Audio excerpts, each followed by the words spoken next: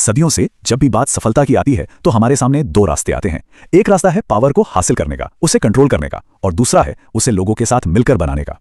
आज हम इन्हीं दो बिल्कुल अलग अलग फिलॉसफीज को समझने वाले हैं, एक जो सदियों पहले इटली की राजनीति से निकली और दूसरी जो आज की कनेक्टेड दुनिया की पहचान है। इस सवाल को एक ऐसी सिचुएशन से समझते हैं जो शायद कई लोगों ने फेस की होगी। क्या बिजनेस में दोस्तों या परिवार वालों को पार्टनर बनाना चाहिए? अब ये सिर्फ एक बिजनेस का फैसला नहीं है, ये भरोसे और स्ट्रैटेजी के बीच एक चुनाव है। क्या रिश्तों पर दांव लगाना सही है या फिर हर कदम बिल्कुल सोच समझकर कैलकुलेट करके उठाना चाहिए? यही वो सवाल है जो हमें सत्ता के दो अलग अलग रास्तों की तरफ ले जाता है। तो चलिए सबसे पहले चलते हैं 15वीं सदी के इटली में, एक ऐसा दौर जहां राजनीति में बड़ी उथल-पुथल मची हुई थी और इसी माहौल से एक फिलॉसफी पैदा हुई। इसके पीछे दिमाग था एक ऐसे रणनीतिकार का जिसका नाम आज भी पावर के गलियारों में गूंजता है, निकोलो मैकियावेली। मैकियावेली का मानना था कि देखो, पावर अपने आप में न अच्छी होती है न बुरी, ये तो बस एक टूल है, एक औजार, अपने लक्ष्यों को हासिल करने का एक जरिया। उनके लिए असली सवाल ये नहीं था कि सत्ता नैतिक है या नहीं, असली सवाल था इसे असरदार तरीके से इस्तेमाल कैसे किया जाए। मैकियावेली के हिसाब से एक लीडर को ना दो चीजों पे मास्टरी करनी होती है। पहली है वर्टू, मतलब लीडर की अपनी ताकत, उसका स्किल और उसकी स्ट्रेटेजिक सोच।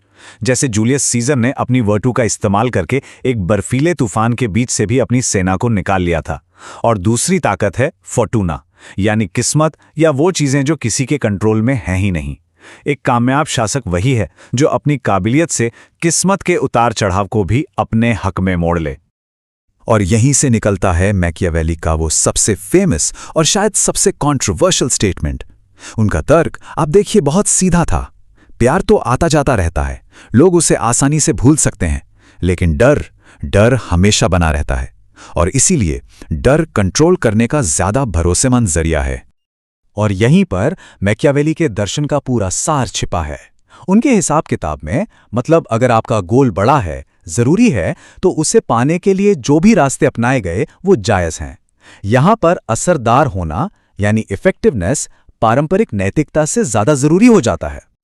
चलिए अब प्रिंस की इस दुनिया से एक लंबी छलांग लगाते हैं और आज के दौर में आते हैं, जहां सफलता छीनी नहीं जाती बल्कि इंसानी रिश्तों से बनाई जाती है। ये कनेक्टर का रास्ता है। ये जो लाइन है ना, ये आज के कनेक्टर का मूल मंत्र है। इस फिलॉसफी के हिसाब से आज के जमाने में आपके रिश्ते ही आपकी असली दौलत हैं। आप क्या जानते हैं ये तो जरूरी है ही, लेकिन आप किसे जानते हैं ये भी उतना ही या शायद उससे भी ज्यादा जरूरी हो सकता है। तो एक मजबूत नेटवर्क के फायदे क्या हैं? फायदे बिल्कुल साफ हैं। आपको ऐसे मौकों तक पहुंच मिलती है जो आम लोगों तक कभी नहीं पहुंचते, जैसे कोई सीक्रेट जॉब ओपनिंग या कोई अर्ली इन्वेस्टमेंट डील। आपको इंडस्ट्री के दिग्गजों से सीखने का मौका मिलता है जो आपके करियर को रफ्तार दे सकते हैं। और सही पार्टनरशिप, जैसे एक ऐसा को-फाउंडर मिल जाना जिसके स्किल्स आपसे अलग हों, इससे तो ग्रोथ कई गुना बढ़ सकती है। तो सवाल ये है कि ऐसा नेटवर्क बनाया कैसे जाए? ये सिर्फ बिजनेस कार्ड इकट्ठा करने का खेल नहीं है, इसके पीछे एक पूरी स्ट्रैटेजी होती है। इंडस्ट्री इवेंट्स में जाना, डिजिटल प्लेटफॉर्म पर मतलब की बातचीत करना, और सबसे जरूरी रिश्तों को लेन देन से ऊपर रखना और उन्हें आपसी भरोसे और मदद पर बनाना। तो अब हमारे सामने दो बिल्कुल अलग अलग माइंडसेट हैं। एक तरफ है प्रिंस जो पावर को कंट्रोल करना चाहता है, और दूसरी तरफ है कनेक्टर जो पार्टनरशिप बनाना चाहता है। चलिए अब इन दोनों की आमने सामने की टक्कर देखते हैं। जब हम इन दो दुनियाओं की तुलना करते हैं तो फर्क बिल्कुल साफ हो जाता है। प्रिंस के लिए लोग क्या हैं? शतरंज के मोहरे, जिन्हें पावर के गेम में अपनी जगह बनाने के लिए इस्तेमाल किया जाता है। वहीं दूसरी तरफ कनेक्टर के लिए हर इंसान नए मौकों, नए आइडियाज और सहयोग का एक दरवाजा है। प्रिंस चालाकी और धोखे का इस्तेमाल करता है, जबकि कनेक्टर विश्वास और ईमानदारी पर रिश्ते बनाता है। और आखिर में प्रिंस का मकसद है कंट्रोल बनाए रखना, जबकि कनेक्टर का मकसद है सबके साथ मिलकर ग्रोथ को अनलॉक करना। इन दोनों रास्तों के बीच जो असली टकराव है ना, वो है डर और भरोसे का। मैकियावेली को लगता था कि डर एक ऐसा हथियार है जो हमेशा काम करता है, वो अथॉरिटी बनाए रखता है। दूसरी ओर नेटवर्किंग का पूरा खेल ही भरोसे, आपसी सम्मान और मदद पर टिका है, जो एक अलग तरह का और शायद कहीं ज्यादा टिकाऊ असर पैदा करता है। और ये डर और भरोसे की लड़ाई सिर्फ इतिहास की किताबों में नहीं है, बल्कि ये आज भी हमारे चारों ओर हर दिन लड़ी जा रही हैं। तो सवाल ये उठता है कि क्या ये सदियों पुरानी बातें आज भी काम की हैं?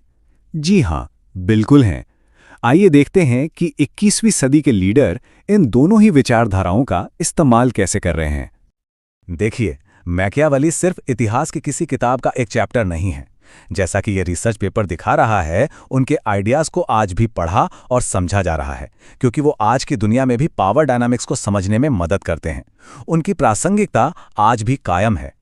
प्रिंस की ये जो प्लेबुक है वो आज भी खूब इस्तेमाल हो रही है। जब हम सुनते हैं कि किसी कंपनी ने दूसरी कंपनी को ज़बरदस्ती खरीद लिया, या जब हम पॉलिटिकल कैंपेन में नेगेटिव एड्स और कीचड़ उछालते देखते हैं, तो असल में हम मैकियावेली की सोच की ही गूंज सुन रहे होते हैं।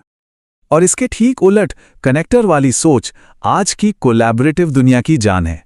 स्टार्टअप्स की दुनिया, जहां लोग मिलकर नए आइडियाज पर काम करते हैं, या फिर क्रिएटर इकोनॉमी, जहां सफलता सहयोग पर ही निर्भर करती है। ये सब नेटवर्किंग की ताकत का ही तो सबूत है। हाँ, इस रास्ते पर भी अपनी चुनौतियां हैं, जहां असली बने रहना, ऑथेंटिक रहना एक बहुत बड़ी जिम्मेदारी बन जाती है। तो घूम फिर कर आखिर में सवाल हम सबके सामने आकर खड़ा हो जाता है। सफलता की राह पर हर किसी को एक रास्ता चुनना पड़ता है। एक तरफ कंट्रोल और स्ट्रैटेजी की दुनिया है, और दूसरी तरफ भरोसे और रिश्तों की। प्रिंस या कनेक्टर, ये सिर्फ एक फिलॉसफी का सवाल नहीं है, बल्कि ये वो चुनाव है जो आज हर लीडर, हर एंटरप्रेन्योर और शायद हम में से हर कोई अपनी जिंदगी में कर रहा है। तो रास्ता कौन सा चुना जाए?